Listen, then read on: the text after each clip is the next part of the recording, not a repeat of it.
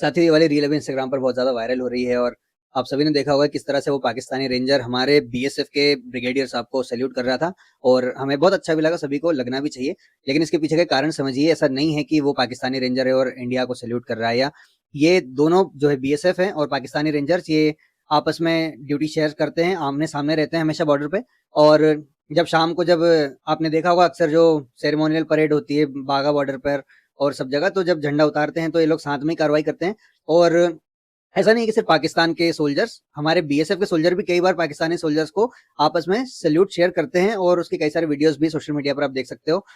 यहाँ तक कि हमारे जो डिफेंस जो सेनाएं हैं उनमें भी नियमों में ऐसा लिखा हुआ है कि कोई भी विदेशी अगर सैन्य अधिकारी अगर हमारे देश में भी आता है तो हमारी सेना उसको सैल्यूट करती है। चाहे आज अगर पाकिस्तानी आर्मी के जो चीफ है आसिम मुनीर, वो भी अगर भारत आते हैं तो भारतीय सेना के जवान उन्हें सैल्यूट करेंगे। इसका मतलब ये नहीं है कि हम कोई मजबूर हैं या ऐसा कुछ, ये हमारे उस आदर्श को दर्शाता है कि हाँ, हम एक अच्छे सिपाही हैं, हमारी ट्रेनिंग अच्छे से हुई है, हमें किस तरह से जो है आदर सत्कार करना सिखाया जाता है। और अगर भारत का कोई अधिकारी पाकिस्तान भी चला जाए तो वहां की सेना भी उसे सैल्यूट करेगी। ऐसा नहीं है ये सिविलियन वाली लड़ाई सेना कभी नहीं करती है। सेना या पैरामिलिट्री जो होती है वो सिविलियन जैसी लड़ाई नहीं करती है कि तू पाकिस्तानी मैं हिंदुस्तानी।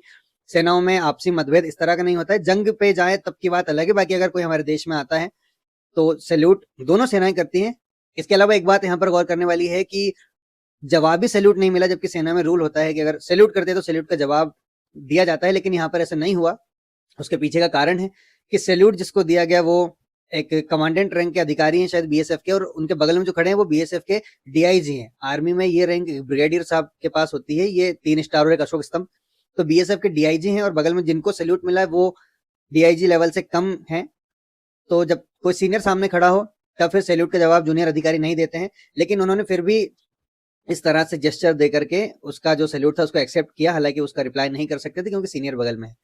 तो ये बहुत अच्छी बात है। और ऐसा नहीं है कि पाकिस्तान ने भारत को सैल्यूट किया तो मतलब ऐसा कोई प्रोपेगेंडा नहीं है, ये एक रूल होता है सीनियर अधिकारी को देख करके सैल्यूट करने का।